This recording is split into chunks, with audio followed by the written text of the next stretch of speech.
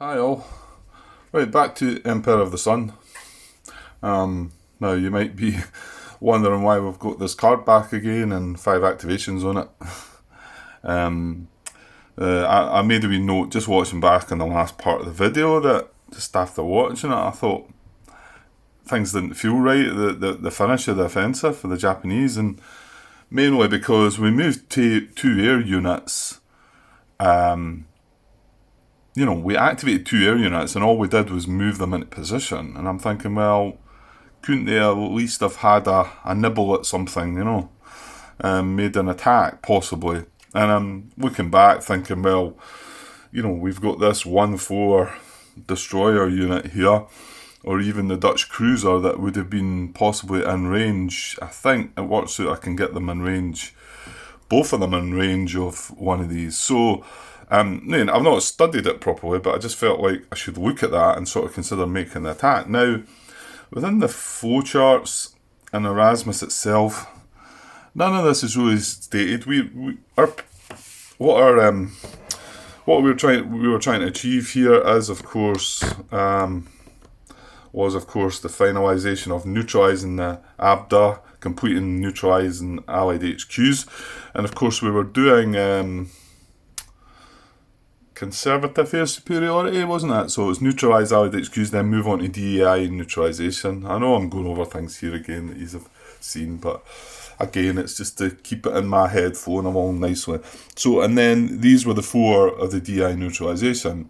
And with this offensive, we were putting it in place to deal with, Banjarmasin complete with a note, yes. But Jolo, we were taking it, but we didn't have enough activations to actually get the air zone of influence around it as well. But I still felt like that was the purpose. But I mean, that's a priority objectives, But there's nothing in that to say, because it does say Note 4 does actually, where is it? Further along here. Post-battle move an air unit if possible, otherwise use a carrier. Well, post-battle move in an air unit means that it's got to have been activated, the air unit. And, who's to say it couldn't make an attack on something if it was... My guess is as long as it wasn't going to cause a reaction that was going to put it in jeopardy, I think. But I even had a look in the book there, and to be honest, I didn't go right through it. The CDSS part of the book. It may well sort of say things like that within that, but it's maybe left to your common sense that you should try and do the best you can. If you can make an attack on something, then so be it. And then, of course, this drags you further down this hole of trying to work things out for yourself. But I've realised that, and I've seen that, and then I've thought, okay, well, as long as I know what my priority is, I could look at the possibility of doing that. And I thought it would start bothering me a bit, but I'm actually getting kind of into the swing of it, and I'm hoping this is going to take me to a place where I can sit down with a 2-player war game and get some enjoyment out of playing 2 sides, because there's so many great war games out there that are but they require that 2 minds, one switching off from one side to the other. So but I'd like to be able to do that. I've just never really felt it. But whether it's because I'm getting some instruction, I'm getting some guidance here with this game, whereas the other ones, they're straight up. You maybe know what you're trying to achieve, but you've really got to decide for yourself how you're going to go about it.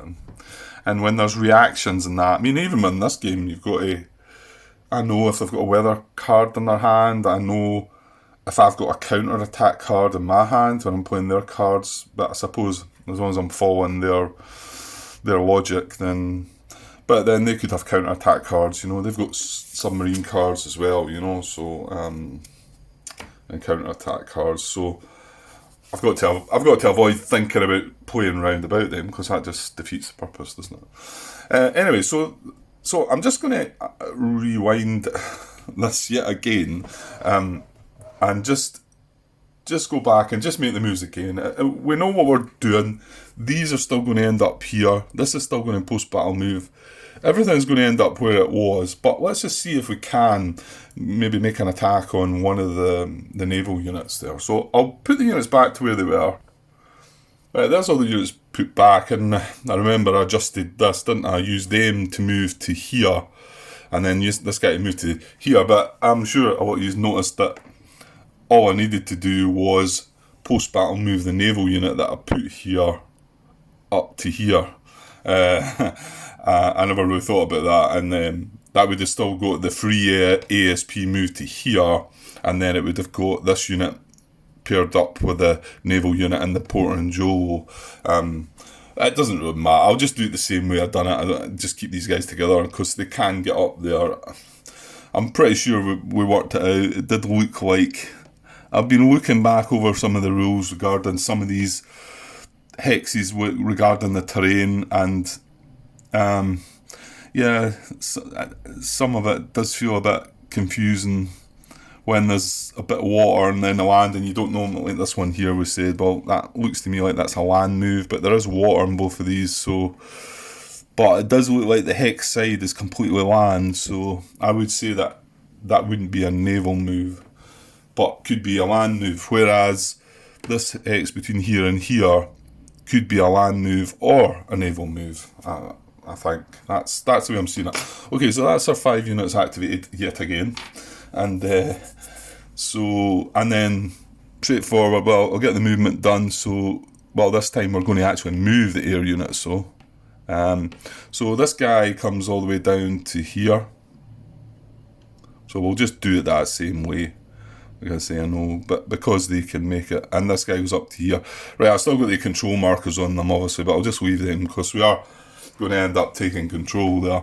Right, so let's see about the 2 air units then, because they can fly 2 legs. So this one could come to here, but this one could also come to here, so they could both end up in Tawak Batong, and that's as good as they can get. But Tawak Batong is... this is going to be at long range, isn't it, for them? 1, 2, 3, 4. Yeah, their normal range is 3. And obviously we can't fly to here yet because we don't actually control this yet until the offensive. Well, it happens it happens post-battle move. So just before the post-battle move, we gain control of that, and then we can post-battle move into it because we then control it. Yeah, so this is actually the only hex we can get that's and yeah, I mean, I also thought about these, but there's no point doing an air attack on these units because these are the last step of the unit, and air naval attacks will not eliminate the last step of a ground unit. I mean, yeah, I mean, this is a bit strong as well and we're not going to eliminate it, and you know, we could take these, but it was more sensible to try and go for, well, either one of these, or possibly, I don't know if it's possible to have an attack at both. So let me just have a wee think about it. Okay, so at first glance, if I was to bring, well, in actual fact, let's just go about it. Let's fly this unit to Tawak Batong, the Zueho is, and then this guy 2 legs into Kuala Lumpur, and then down into Tawak Batong as well. So one's a 20 strength and one's a 16, and they're both got the same range, so their normal range is 3. So they could both attack this fully. But what if the 16 one was to attack that and the 21 was to attack that?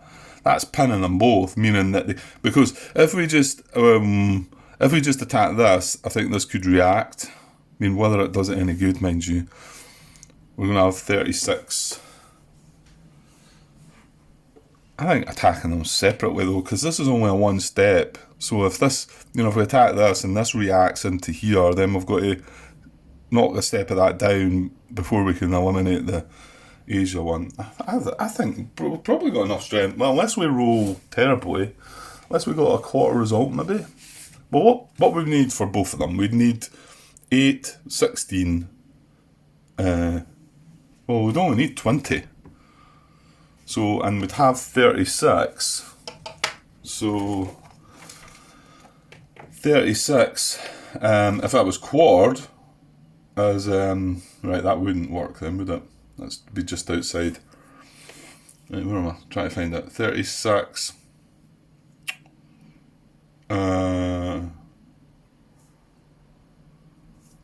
36 quad would be 9, yeah. And we need... Oh, what am I talking about? What did I say we need? 860. We need 20, don't we? Yeah, so 9 is nowhere near 20 grand.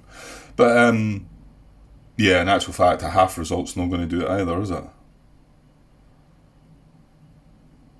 No, a half result's not going to do it. So we need to... Yeah, we need to roll a 6 or greater, don't we?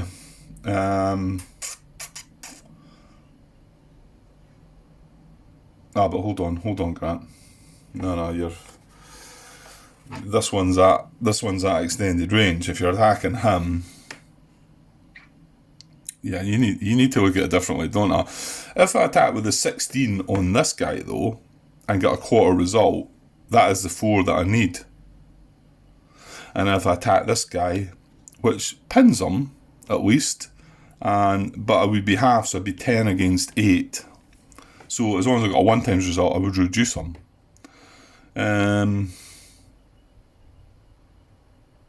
Whereas if I throw all the 36 in on that, would that not be a better idea? I don't think it would, because if we got the quarter result, we'd do 9 points of damage, and all we'd do would be reduce that guy. Yeah. Whereas we're guaranteed eliminating this guy, and we've still got a chance of reducing this guy as long as we don't get a half result or worse. I think we'll do it that way. Yeah, I don't know. Some of you would know how to deal with this better, and it's probably not that difficult a choice. So I'm going to go with that. So we're going to create a battle hex. The 16 strength unit is going to attack Batavia here.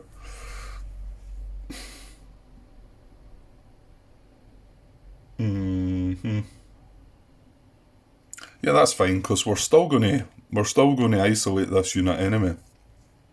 When we post battle move into what was it, Banjamazine. Yeah. So, and then the 20 strength is going to attack at extended range down to here with 10 strength. Because that Dutch cruise, none of them can hit back. And there's no other... I don't think there's any other... Yeah, I mean, the only thing they've got is the air unit up there that has got a poor range of 2. It couldn't get anywhere near it. Its extended range is 4, and then it can't attack.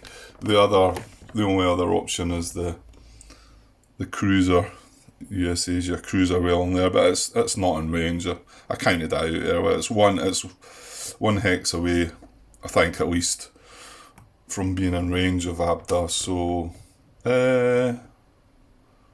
that's not to say that it couldn't get activated by. Nah, that doesn't work, because I remember now, when you go into reaction, the HQ that you use to react has to be within range of a battle hex. Not specifically the battle hex you want to go to, but it needs to be in range of an actual battle hex. So the Southwest, the Central Pacific would not be within range of that. So that's it. And Southwest Pacific, it's out of action. So yeah, so there's, yeah, oh, hang on, what about the bomber? Well, the bomber's in the same position, isn't it? I don't even know if it would stretch. I think it's maybe slightly further away from Central Pacific. Oh, but hang on, Abda can grab him, can't it?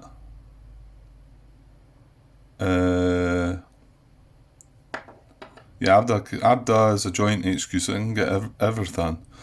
Alright, hang on then, that's a possibility. Right, so yeah, I do believe this bomber unit can react because this can trace supply. Now it's from the HQ you do that. So 1, 2 across land. Then it goes out to sea. 3, 4, 5, 6, 7, 8, 9, 10. And that's not going through any enemy air zones of influence. So now it could come along. Right, hang on though. Oh yeah, it's got. Well, it only needs to fly because its range is 6. 1, 2, 3, 4, 5, 6. So it can fly to here and then be within range of this battle hex or this battle hex. So, and oh wait a minute, I was thinking at first that I should be doing this because these is that zooming in? Is that focusing? No, that's it now, yeah. This looks like a pre-war one, doesn't it? Well, it is a pre-war one, it's got the wee yellow dot.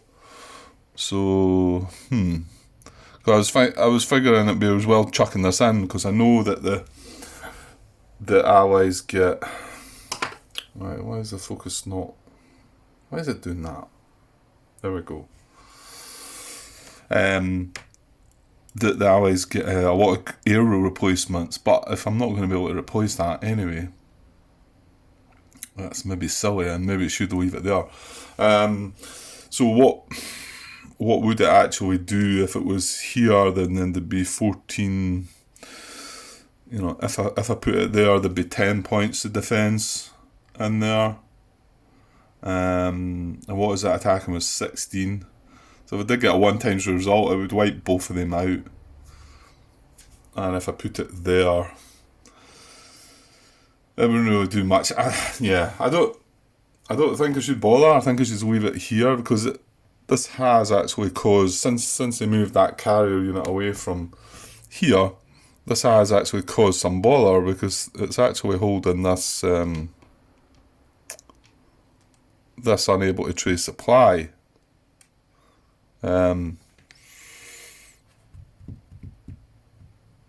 This could be part of the reason that an air unit wants to be in Jolo to sort of neutralise that, you know.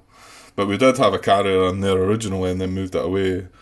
So this guy's actually been able to do its thing. And remember, he isn't able to cancel the zone influence out because he's a long range bomber. Right. Yeah. I'm just not that sure about what the best things to do are, and it's not really. Well, I suppose this is my choice now. If that's what it's attacking, the 16, so the 22nd is the air flotilla they call them. The 21st is attacking the US Asia destroyer, and the 22nd is attacking the Dutch cruiser in Sorbaja at half strength, admittedly. So it's got to get a good result to do anything there. So I don't think bringing the bomber, and if we did bring the bomber and I got a result, the Japanese would probably want to take the bomber out. So, and there's a good chance that would happen.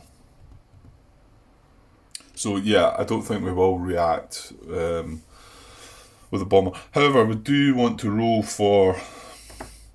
No, we don't have any cards. We don't have any cards to use. So 2 battle hexes created, and we do want to... Is there markers for battle hexes? I thought maybe there was. Oh, maybe it's not that.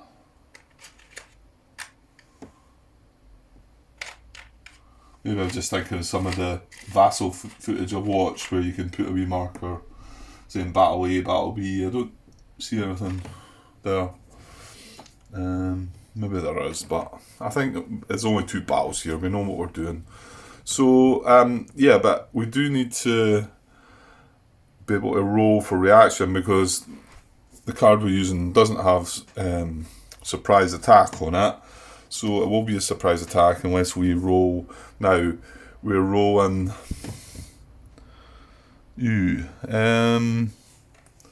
So it's going to be a 6. The EC value of the cards are 6.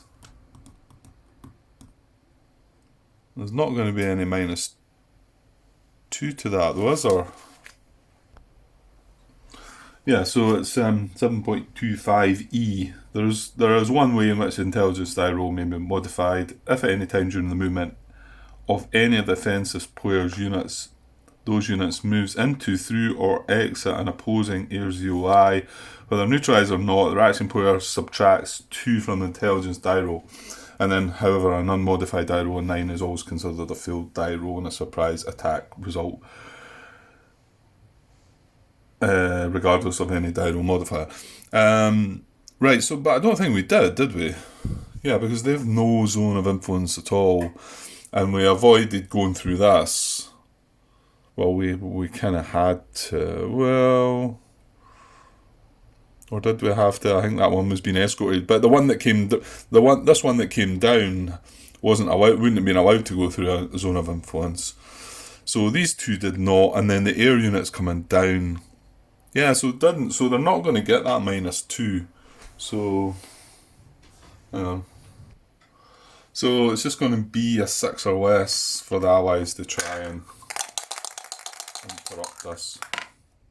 Oh, they get the 6. Okay, so that does reduce the intelligence to intercept, from surprise attack to intercept. Okay, cool. So, not that they're going to fight back, but it would give the Japanese a +3 on the modifiers for the dice roll, so that's an important factor, because they're not going to hurt the Japanese back with what they've got. So, okay, so let's go and do these combats then. I should have just left that there, shouldn't I? So, well, just since the Dutch cruiser's there. So this is 20, but it's cut in half because he's at extended range. So it's 10 strength. He's attacking back with 3 strength. So, yeah, let's just roll the dice. I need to zoom out again for this, won't I? That zooms viciously. Okay, let's see what they both get. Okay, a 2 for the Japanese, which won't be good, I don't think. An 8 for the... Oh yeah, that's right. The Allies can do something if they get the 9, don't they? But just one short there. So a 2 for the Japanese as a quarter result. So a quarter of 10 is 3, isn't it? So that's not going to do anything. And then it's a 1 times result for the Dutch cruiser back. So it's going to deal 3 to the defence of the air unit of 10. So nothing doing there at all. But I suppose there was that slight chance of that. And then the other one, this is going to be the... Let's put this guy down the bottom now. So 16 against this guy's who's attacking. Oh, I just dropped the dice. Attacking back for 1. So that's not going to do anything. But, well, remember, if he gets a 9. I can do it if he gets a 9. So, let's see what they get. Ha! Oh, it's the Japanese. Japanese have got a 9. Allies have got a 4. So, I think that means that guy's destroyed, innit? So, well, Japanese get a 4, which is a half result. So they weren't going to... the Allies got a 4, which is a half result. So they weren't going to do anything. Let's say they needed a 9. Japanese got a 9, which is a critical hit, but that's not important. The important part is they've got 1 time, so they've got 16 attack on this. So that's eliminated. And this doesn't come back, so that goes in there. Is that right? Yes, it goes in there. So there we go. So it was like, yeah, it made sense to make the attacks, I think. Okay, it did look like that bomber could have reacted, but I don't know if that bomber had went in beside that guy, they would have had a strength of 10. So there you go, they would have both been eliminated, wouldn't they? Because we had a 1 times result of 16 strength against our 10. They were both 1 step. They would have both got eliminated. So it was... I mean, it could have went the other way, I suppose. But I think it was more sensible not to move that bomber, I think, in reaction. Okay, so now we go post-battle move. Because that's the one thing they could have done. They could have... Oh, no, you can't. If you react and activate, you've got to take part in the battle. You can't just activate them and not do anything with them. So... yeah. So post-battle movement... Well, just before post-battle movement, we gain control of Bajamazine here. And also of Joe. And then... the carrier unit post-battle moves to there. Well, I'm not bothered looking at the chart again. That's where they're going to post-battle move to. Now, this unit... oh, we've got a choice of which one. What one did we move the last time? We're moving them both down there. I suppose we've got a choice of both of them, haven't we? It might actually be better bringing the stronger one down, yeah. So, we'll post-battle move this to Bajamazine, and we'll post-battle move the other one back to cover to lock up the Malayan headquarters, which is, it is written in the sort of flowchart that's what you would do, isn't it? It does sort of say if it can go back and isolate an HQ, then I think that's one of the priorities, isn't it? And of course, this priority was actually within the DEI neutralisation, where you want to post-battle move an air unit if possible to the hex. So we did that. It was impossible to post-battle move an air unit to here. Actually, that's not true. 1, 2, 3. Yeah, that isn't true, is it? Because with them both being down there, one of them could be post-battle move to here, and the other one could have done 2 legs into there. But, well, there you go. See, within the chart, what would it say was the more important? I mean, you would think the more important part would be locking up the HQ, wouldn't you? But I mean, post-battle move strategy, it's there, but the first part, it's the notes 9, 10 and 11, and they all state, come in a little bit there, where are we? 9, 10, 11, yeah. It says, if a strategy-specific post-battle move exists, apply it before looking at this chart. So we could have actually post-battle move both the air units, one into Joel and one into Bajamazine, leaving the Malayan headquarters then able to trace supply, which doesn't feel right to me. I mean, then the priorities down here are non-Japanese island HQ without any AZOI. And then the second one is that Allied HQ with a priority 13, choose the strongest air unit available. So, you know, it kind of looks like if you've got a strategy-specific post-battle move, that would apply before covering an Allied HQ. That somehow feels wrong to me, because then you've not actually achieved your Allied HQ neutralisation. Then you've opened that up again. You know, if I do it that way, we then don't have Singapore neutralised.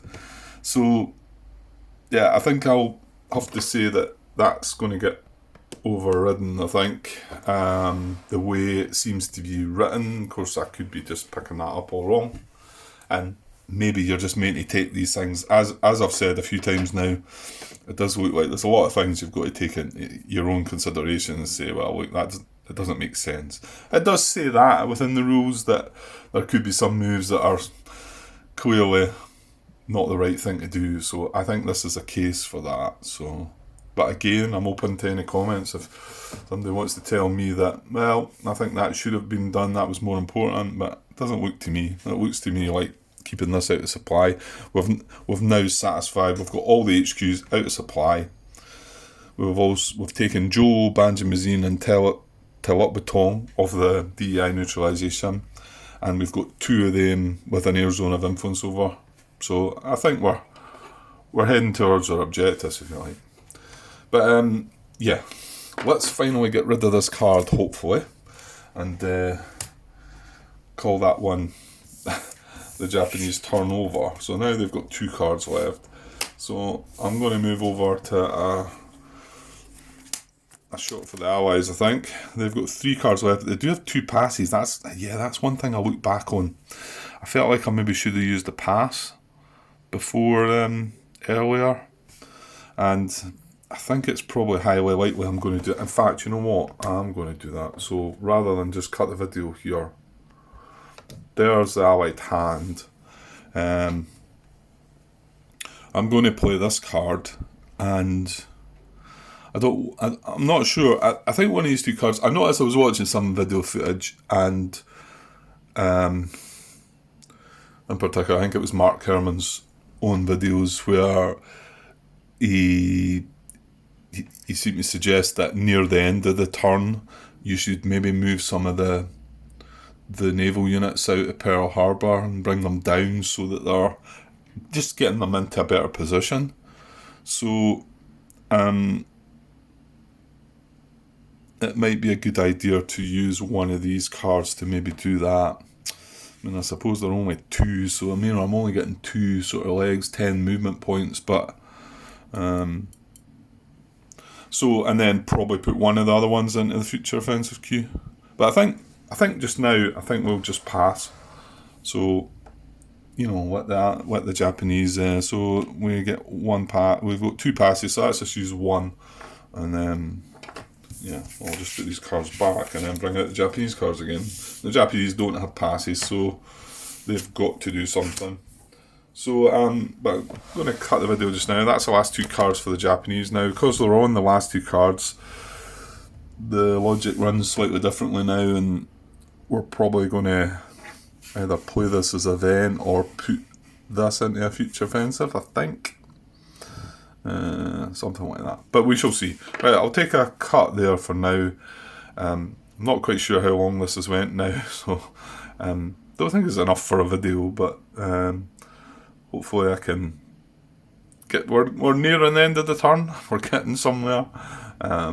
So yeah, I'd like to push on anyway. But okay, I'll be back soon with the next Japanese card play. Okay, cheers. All right, just came straight back there actually. See if I can get this finished. Just think of these amphibious shipping points. Yeah, we dealt with that as well. Yeah. So I think everyone's up to date. So and the allies. So the allies have just passed.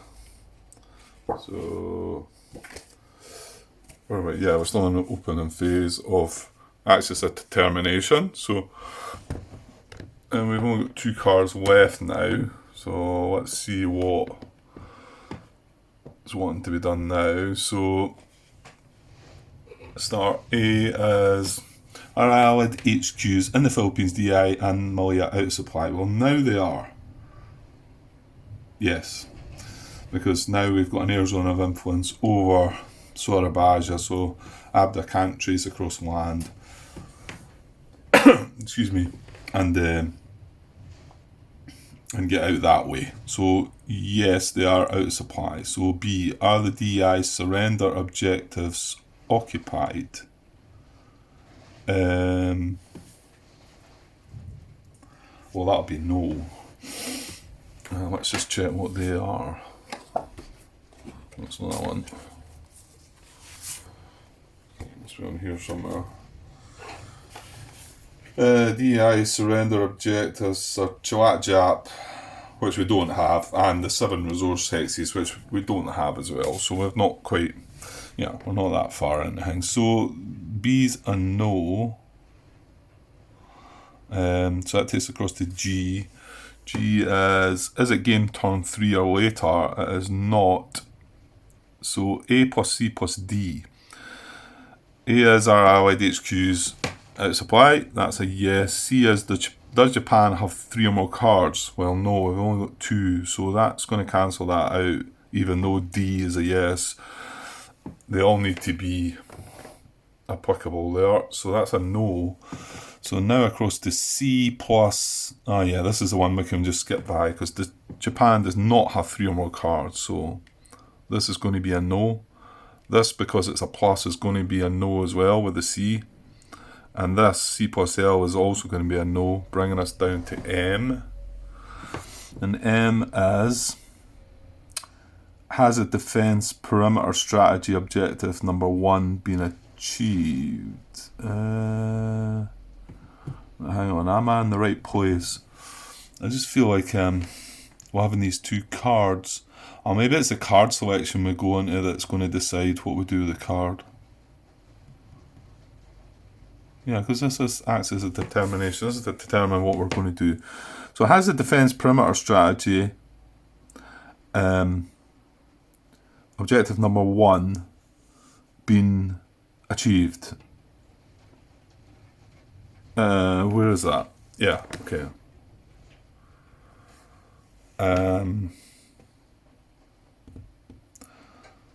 Australian mandates, New Guinea, and Australian mandates are Rabaul.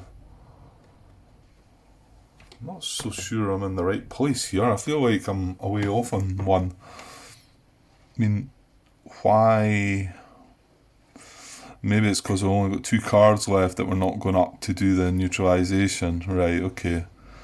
So we want Rabaul if Allied controlled. Well, Rabaul is not Allied controlled, so Guadalcanal is a target, and Guadalcanal is empty. So it is achievable to be trying to get Guadalcanal. I think that's our target.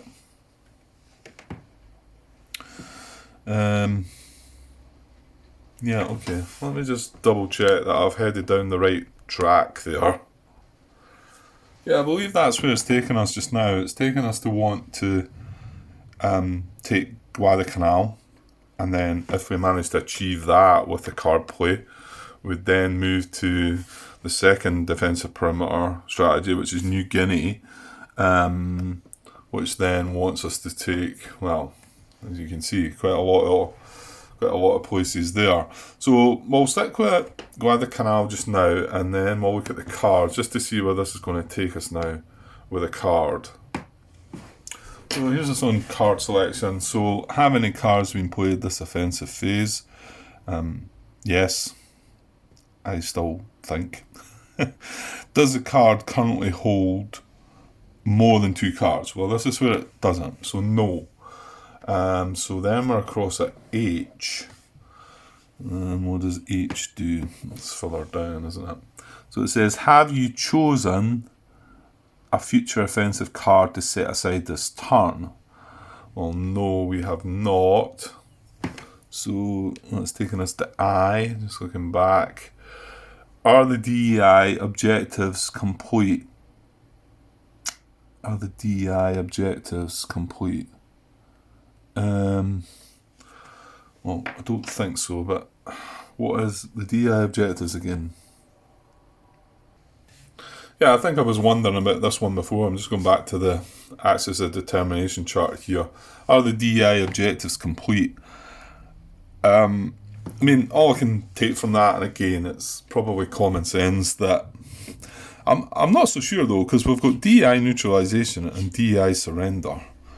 So are the DI objectives, I suppose, are to get DEI surrender?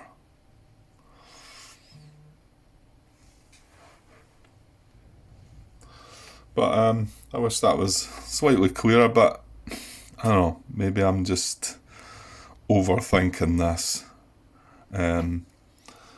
I mean, I suppose the objective is to take over the Dutch East Indies, so getting surrender is clearly, I think, if you can't quite do this, this is a sort of backup that's sort of good, but I don't think this is our DEI objectives as such. I think it's these. To be honest, we don't have both of these complete, either of these complete, should I say, anyway, so the answer is no. So back across the card selection. So are the DI objectives complete? And it's got acts as a determination open and only. So it wouldn't care if we weren't on the opening. It wouldn't be considering that. So we're saying no to that. So I no is a non-military event OC strategy, and then it's got note 3. So this is the one that still slight confusion with. Non-military event OC strategy is pick the card with the highest OC value, and then use the first card in the sorted order you performed for the cards at the beginning of the offensive phase. Use the first card that you sorted. Well, actually, yeah. Because if we were to have sorted the cards again there... In fact, I don't think the cards should be in the order they're in. Well... See, again, it's a range of cards from left to right in this order. Military, reaction, resource, political. So, I've got reaction...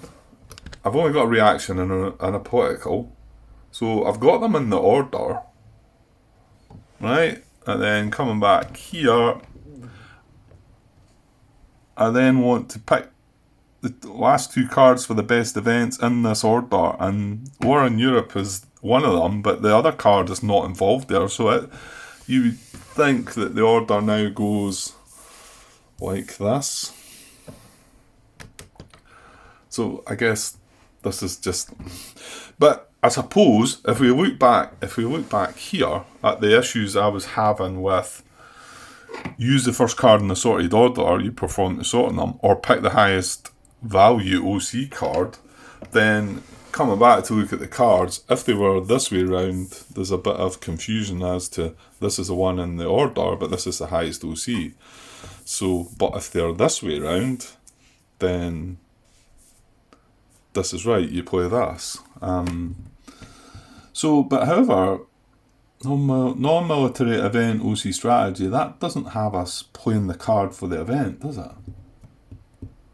Or do we need to move on? Right, hang on. Well, I'm confused again now. This is taking me to do... I think I could take Guadalcanal.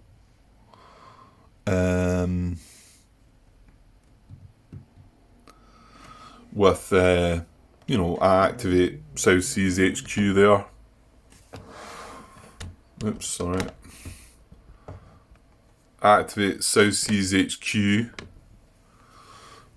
And then amphibiously assault with this unit down 1, 2, 3, 4, 5, 6, 7, 8. Oh, wait, now maybe we can't. Because we're only going to get 10. Well, that's not necessarily the case if I use the War in Europe card.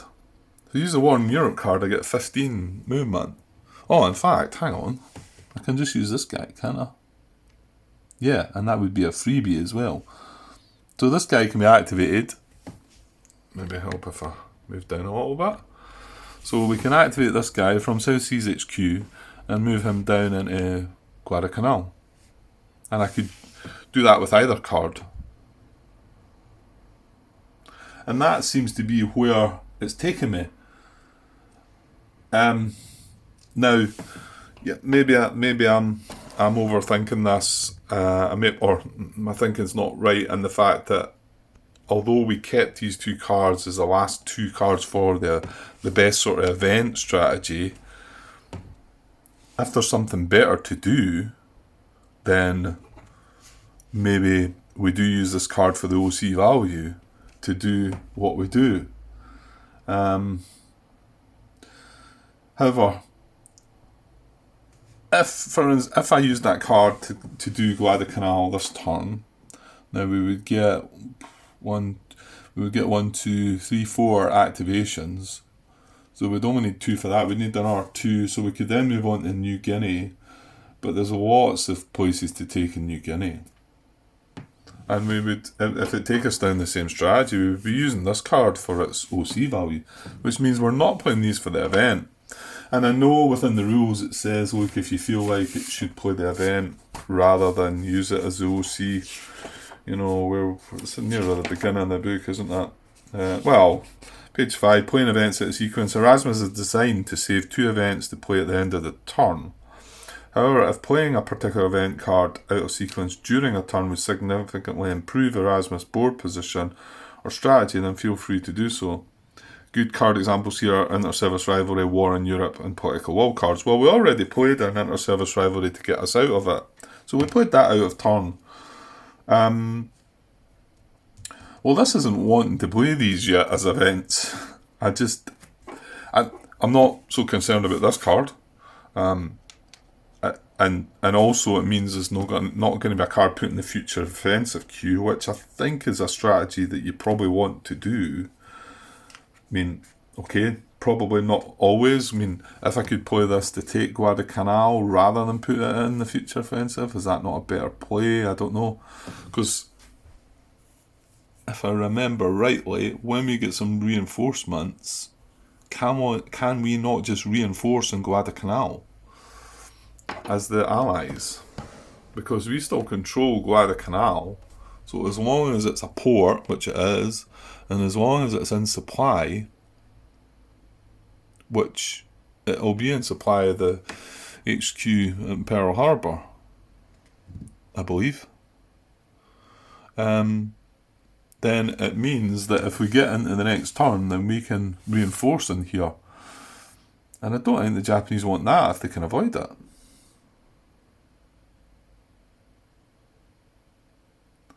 However, if we done that with this card, which seems to make sense, use that for a 2 OC value, getting 2 from the efficiency rating of South Seas HQ, 4 activations, take Guadalcanal, maybe do something else in the Dutch East Indies. I don't think that then it would be a good idea to play this to try and do more in the Dutch East Indies. I think the best thing to do with this would be to either play this for the event, that's probably the best thing to do with it, or put it in the future offensive.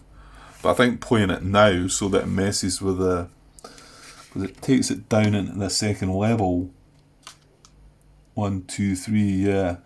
So let's just look at that.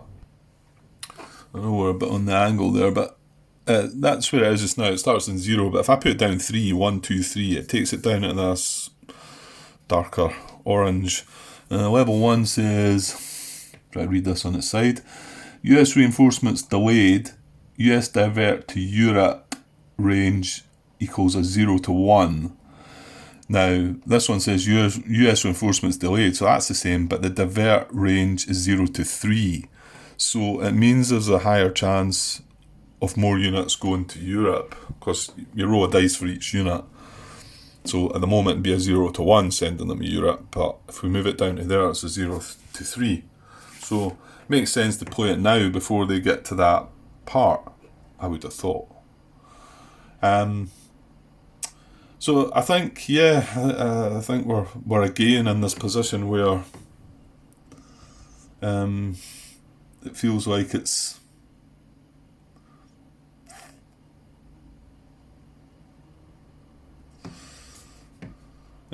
could be something that we just think about ourselves, really.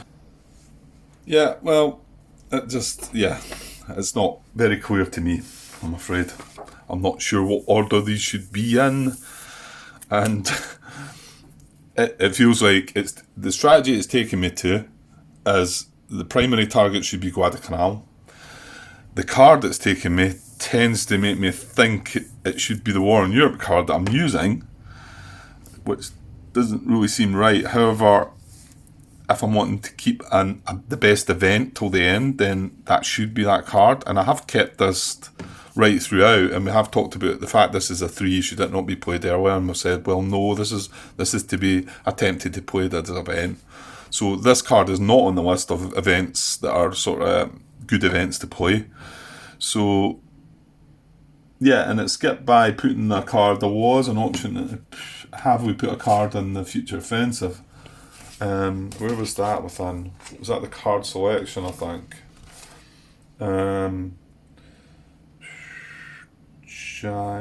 No.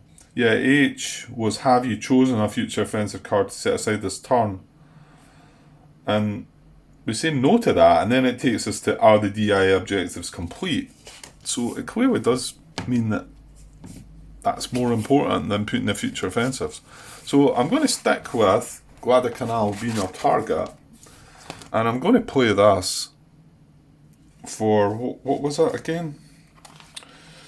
An OC, right, I don't know where I am here. Hang on. Task Force Composition, is it? No, I didn't even show you that. Give me a sec. Yeah, it was non-military event OC strategy. Non-military event OC strategy. Pick the card with the highest OC value. Yeah. So, and then once we pick that card, Guadalcanal's our target. So we know the card. We know the, well, I say we know the card. This is the highest value. This is first in line. Again, it seems to make more sense me picking this because I can achieve it with this. So, going to do that. Yeah, I'm getting a bit desperate on somebody coming along and saying something, telling me where I'm either getting this wrong or it could well be that I'm just getting it right, and you've got to make these choices yourself. And that seems to be the right choice, I think. But that's me knowing very little of the strategy of the game. So, right, what do I want? I want Task Force Composition now. So, right, okay, let's just decide we're going to do that. This is the card we're going to play. This is our target, Guadalcanal. That's our primary target. If we've got anything left over, we can look at New Guinea. But that's our priority. So let's see what it says about Task Force Composition then. So yeah, back here again. So create a fort per chart for each determined. If OC offensive on one battle hex is already, well, it's not. It is a OC offensive, but battle hex hasn't been declared. So, is this an air naval attack on the target? No. We just want an amphibious assault, so no. Is the target a coastal island hex? Yes. Can you capture it or advance? No. And down to D. Is the target unoccupied? Yes. Down to G. Is the target a potential SR hex, special reaction hex? It is not. So, no. So, unsupported invasion. My notes 4 and 5. And it's 5 that's the important one, which says we want to try and bring organic transport if available. If not, using ASP. If no ASP, you skip that target. So, and then unsupported invasion. Yeah, there we are there. So, ground unit, amphibious assault. Okay. Okay, I just missed one little bit here. I was going to jump on, it says, has the defence perimeter strategy objective number 1 been achieved? And I've looked at defensive perimeter strategy and seen we've got Australian mandates, then New Guinea. Well, it's only number 1 that we need to achieve. So, and to achieve number 1, where are we, Australian mandates? We've got Rabaul already, it's not Allied controlled. Guadalcanal we're just about to take. So, once we've done that, I was going to just jump on to New Guinea. However, that was just, like I say, it was just number 1 being achieved. So when we come back to check through the sequence again, the answer to this will be yes. So M will move to yes, which is roll a d10, and this is possibly where we could play the event or do something else. It's a roll of a dice, and this is a mentioned in the rules. That, in fact, was the wee note there. There you go. In fact, look. Well, yeah, I read this just recently as well. It says, if war in Europe, the note is 5, if war in Europe positive and war in Europe available, automatic event strategy, otherwise roll is indicated. Well, war in Europe's at 0, so it's technically not positive. It's not negative, but it's not positive. Unless 0 is classed as positive. I don't think so. I think it means to get out the good bit. Yeah, which is no effect, no impact on play. Yeah, so it wants to drag out that. So that's not that row D10 with the 5 note doesn't really apply that 5 note. So, but this is one bit that it talks about in the rules to say that, look, if you feel like you roll and get some other poorer strategy, then make your decision yourself, and it could well be event strategy to use the one on your card. So I think we'll probably end up going down that road. Maybe we'll roll the dice and have a look though. So anyway, so first of all, well, we're going to have... well, that's a thing, isn't it? We need to know what we are doing because... oh no, this is the next card play though, Grant, isn't it? No, it's not. Hang on. Yeah. I think too much into these things. So if we've got 4 activations, we only need 2 activations to take Guadalcanal. I mean, we could do it with just 1, but it wants us to try and avoid using the amphibious shipping point. I mean, again, you could probably look at the state of play and say, well, we've only used 2 amphibious shipping points. You do get them back every turn, don't you? Or does it last for the year? I don't think so. I think they reset, don't they?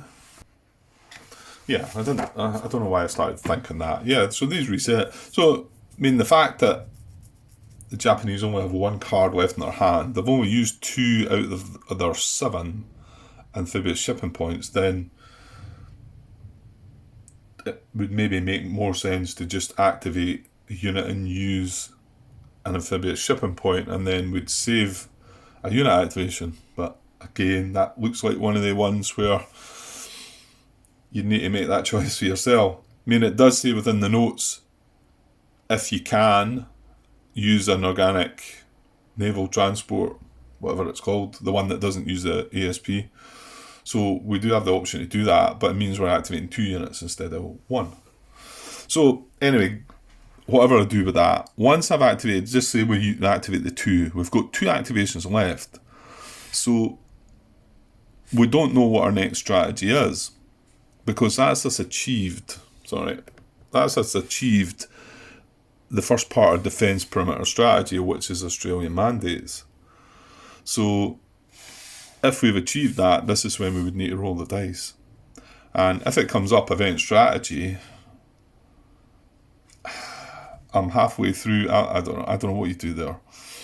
I mean, if it came up one of the other well, that's actually, yeah, I mean,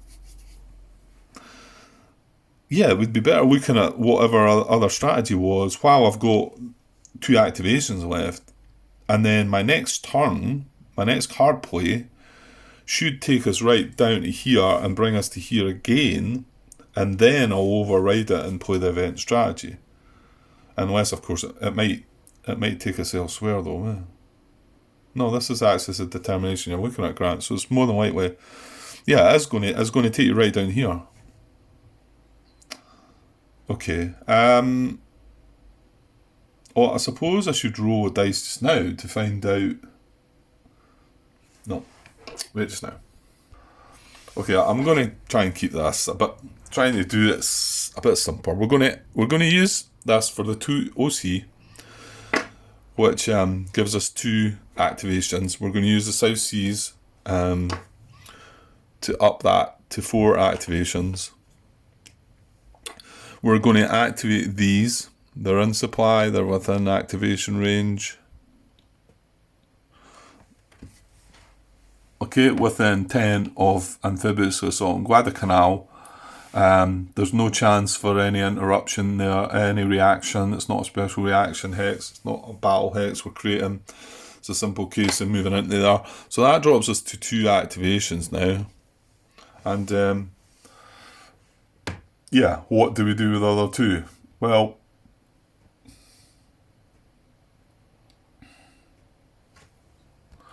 I think I'm just going to roll a dice down here. I'll just use the allied one, and assume that we've got down here, and yeah, I mean this should then take you on to the card playing phase. So I don't know. I maybe I'm away somewhere else here. Right, we've rolled an 8. What is that? So that would be Central Pacific strategy. So where is that? Central Pacific Strategy says Northwest New Guinea. Northwest New Guinea. Right, it's down there. Northwest New Guinea is Sarong, Vogelkop, and Biak. Oops. So, but this is the bit that it says you could override. So, I mean, I could double back here and say, well, what are the options? Central Pacific Strategy, CBI Strategy, or Event Strategy? Well, I can't do Event Strategy because I'm like in the middle of playing the card for an OC. So I don't know if I shouldn't actually be here or not. What's the CBI strategy? Burma surrender, China surrender. Right, I don't think that's any good. We're going to say that I think the Northwest New Guinea one. Well, actually, you could follow down these though and say which one. But let's look at Northwest New Guinea. So Sarong, Vogelkop, Biak. Right, where are they about?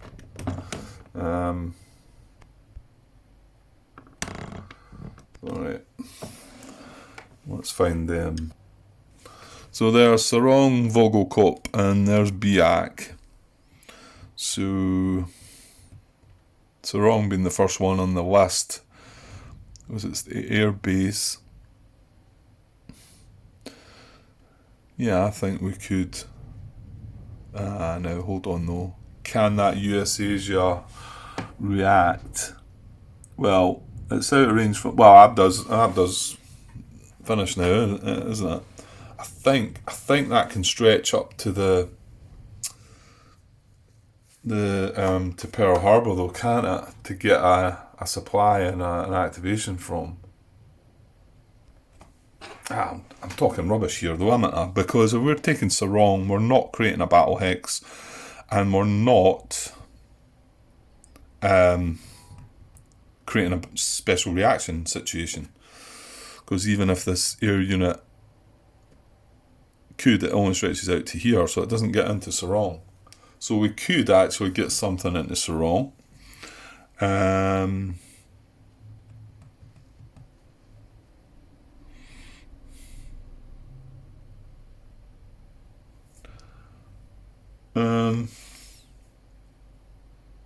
Okay. Yeah, I was just checking. This is out of range from Pearl Harbor. So this isn't in supply, so it's not exerting its zone of influence. Now, it was while Abda was still there, so I think we were right in our thinking before, but Abda's now shut down. So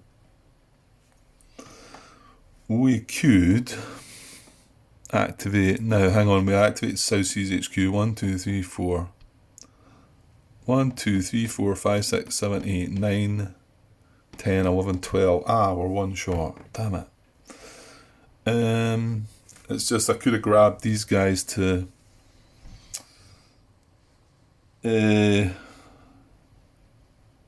take Sarong, and that would have been without a shipping point as well. But like I've said to you, we've used two, so I mean it does kind of have it in the notes there. But I think that's something you could look at and say, well, look, I'm going to get them all back after that next card play, and I'm going to play this for the event and get them all back, and all is good. So I'll let's double check. 1, 2, 3, 4, 5, 6, 7, 8, 9, 10, 11, 12. Yeah, it is one short. Could we have used?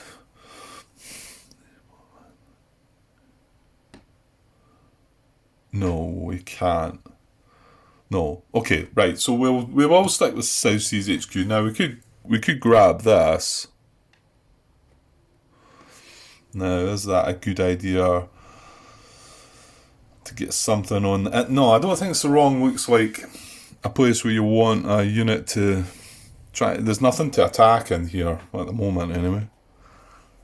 I think putting the reduced armies onto land where it can then move across land, taking, attacking things makes more sense than using the little guys. But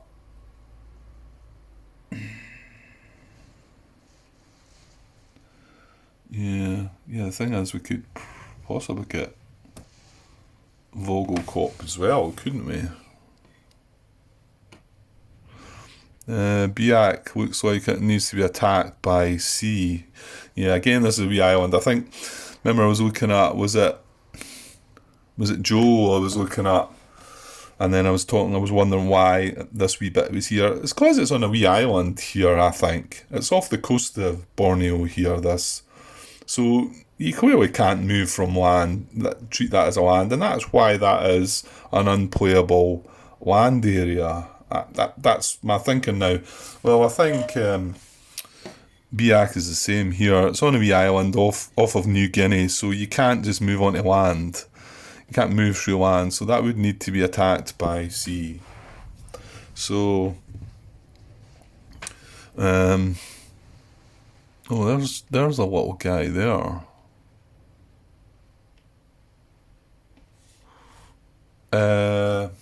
Sorry, I'm looking. This guy under this air unit is a sort of a reduced unit, but I don't know if we could activate it, but I don't. No, it's not going to reach, is it? No, because it's only 10 move we're getting. So we know we can do this guy.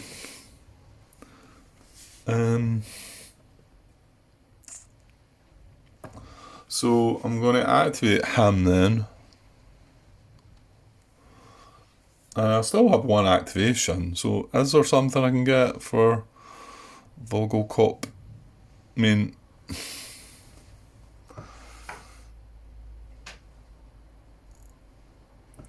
where are we? I mean, yeah, I can get this half army. That's probably the only other option I've got, though, isn't it? I can get that 1, 2, 3, 4, 5, 6, 7, 8, 9, 10, 11. Yeah, I can just grab him. You know what? I don't know. Okay, we'll do it. We'll do that. So we've activated. That's our 4 activations. Yeah, oops. Let's just zoom out. Okay, so and then our priority is, that's our last activation. Take that dice away. So our priority is Guadalcanal. So we move down there with that. And that's not going to cost a shipping point. The next one's Sarong. I don't think it matters. So this guy, 1, 2, 5, 6, 7, 8, 9. He's down into Sarong. And then finally, this guy is going to amphibious assault into Vogelkop. And none of them are going through any zones of influence. None of them are creating battle hexes. And there's no special reaction. So all should be good there. So basically all we're doing is wanting 3 control markers. So we have Sarong. We have Vogelkop. Now that's a resource hex. But we'll get to that in a second because we need to adjust the ASPs as well, don't we? And then we have, which was the primary objective here, Guadalcanal. Now the last part of that is, do we want to post-battle move the Aoba? I don't think we do we? I think we want to keep it with him. Yeah, I think so. You know what? I don't know. Some of you are shaking your head saying no, you maybe want to put in Rabu or somewhere else. I don't know. I have no idea. I need to play the game more to understand it, what the strategies are. It's hard enough trying to keep to the rules and also trying to make the best decisions for Erasmus, I think. Okay, so just looking down at what we're going to have spent there. So the first one in Guadalcanal was free because it was organic naval transport. The other 2 were spending a shipping point, so 1, 2, that's us up to 4. But like I say, we've still got 3 more, but we've only got 1 card left. And I don't think we're going to. I think we're going to just use it for the event. I mean, okay, it might try and guide us somewhere else. And what else was I wanting to do again? Across here. Oh yeah, resources. So that gained on our resource hex. So that goes up to 5. Oh, I think that's right. Okay, so and then we've just got one card left now, so that's that card finished. So hopefully that was right and it looked okay and felt like it was a decent move. I don't know. Right, I think I've got enough footage now to upload the next video, so we'll do that. We've still got the ally. Now, my guess could be the allies have got 3 cards left that they could probably just pass. I'll leave that just in case I look and there is something that's clever to do. But probably just pass, and then they're going to play the last 3 cards out. Maybe put one in their future offensive. But it looks like the Japanese will not be putting one in the future offensive queue. So again, I don't know if that's pure strategy as well. So if anybody out there watching, let me know. Okay, I'll be back with the next allied play or maybe pass sometime soon, guys. Okay, cheers.